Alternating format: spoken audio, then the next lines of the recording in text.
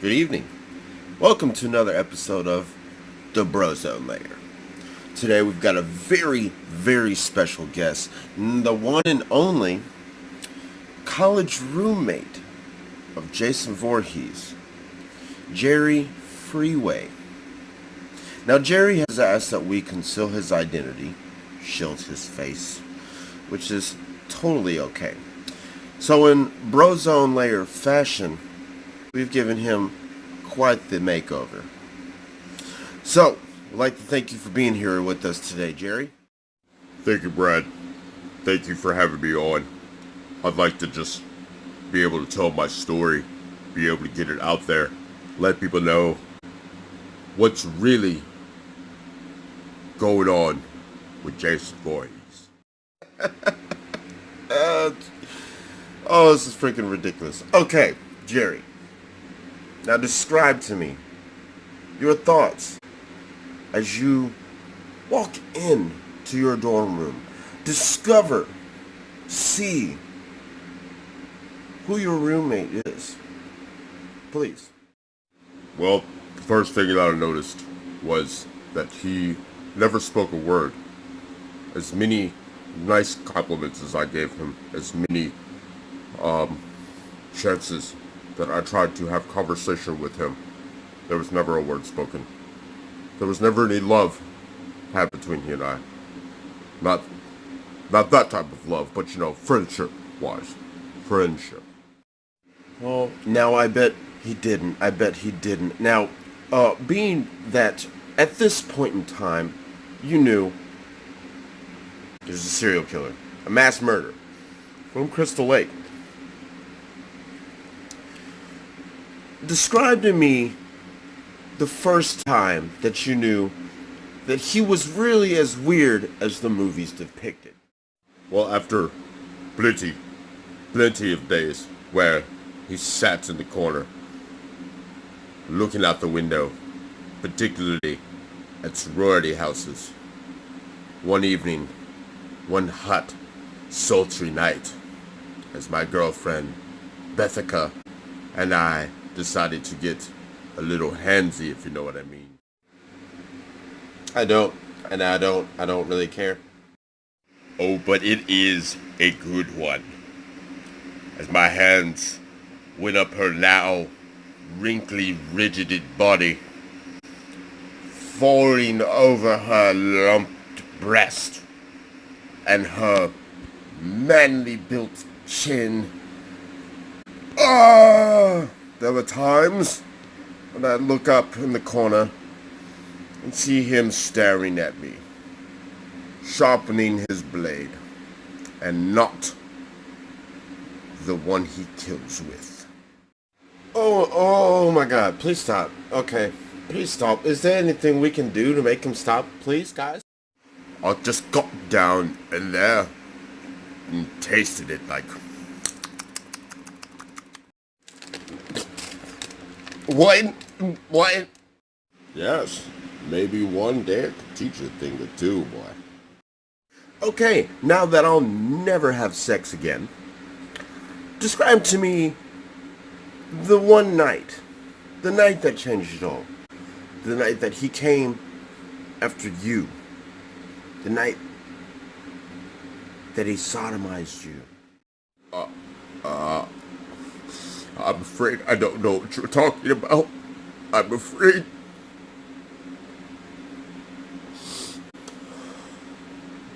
I don't know what it is that you're talking about. What it is you're trying to get out of me. It's not necessarily what I'm trying to get out of you here in the Brozone Layer. What we're trying to talk about is what went in you. What happened, bro? What happened?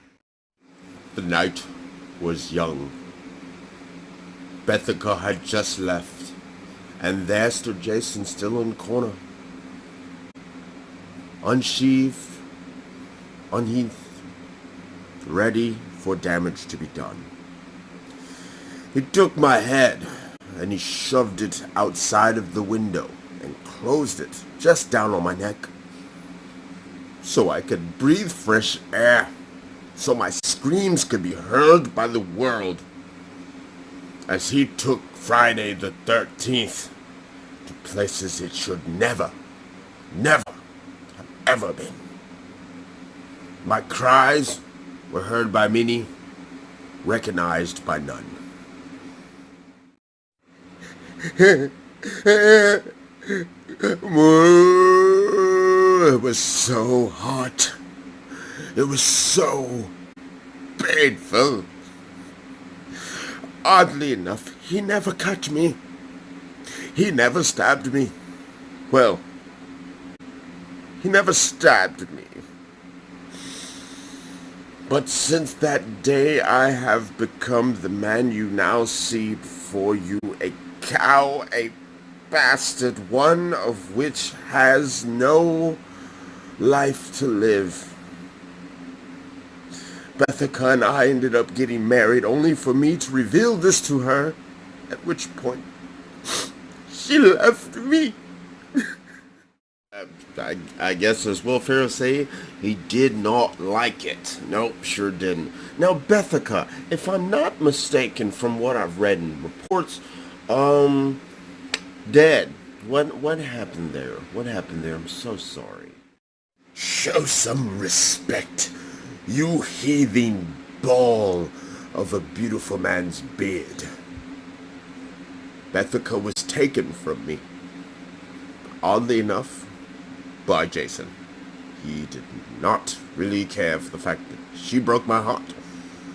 And, pretty much any time somebody upsets me, he happens to come back and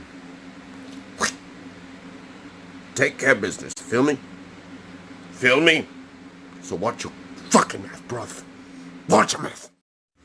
Right. Okay. Well, moving on. So, have you ever visited Camp Crystal Lake?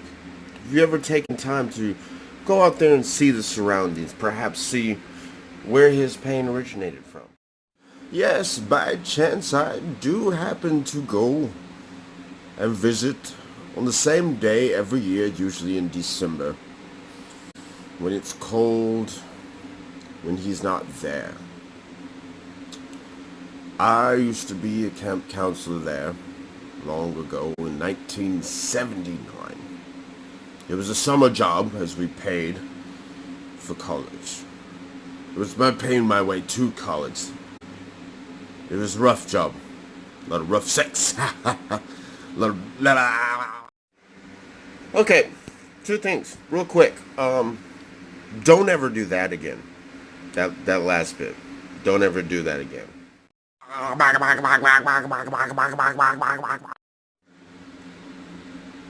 Alright. Moving on to number 2. You said you were a counselor at Camp Crystal Lake. Do you perhaps remember a small, deformed boy? Nothing that rings a bell. Nothing like that. Fatima. I have no clue what you're Wait a minute. Oh boy. Oh, I see where you're getting at this. I see what you're getting at this. Oh boy. This is my fault, isn't it? Yeah. Yeah, this is all on you. Well, I'd like to conclude this interview with you because I'm grossed out completely. So, thank you and good luck to you in the future with your whatever it is you do. Thank you for that small bit of insight. One last question. Whatever happened to Jason in college? Jason? He's a custodial artist. You can find him anywhere. You can find him anywhere. Or he will find you. Alright, bro, back up at that camera. No one wants to be seeing all your hair fibers in your face and shit. Get them. Don't stop that. Quit that. That ain't cool. You getting all close. We don't want to smell Bethka on your goddamn... Okay, look here. Bye. Bye. Be done with you. Be gone. Be gone, foul creature. Well, that was a weird one. I actually had a dream about that last night. It was funny because in my dream, I go to Camp Crystal Lake, right? And I shit you not, in my dream, they're sitting in the back of one of the cabins is Santa Claus with this manuscript, and he's like, read the story of College Jason. Now, I had thought of this idea yesterday. It didn't really pan out like I wanted it to, but it always pans out fun for me up here in the bro zone layer. But oddly enough, Santa Claus sounded like young Dolph, which is really weird because nothing against young Dolph, I just don't listen to him a lot. So it's like I knew it was young Dolph's voice, but I didn't see young Dolph. You feel me? You ever have that happen where you're like, man, I know that voice, but it don't match the face. What the F is going on? I tell you what's going on. Neo's fucking up the Matrix. That's what's going on. Sit your ass down, Keanu Reeves. Shit. But anyways, I'm going to get to some other stuff for the day. I'm going to have another video later today. I hope you guys come and check it out. Watch it. Like, subscribe if you love it. Blah, blah, blah. Don't puke. That was, oh, for the record, that was real puke. Just kidding. It was like apples and water. Stunts.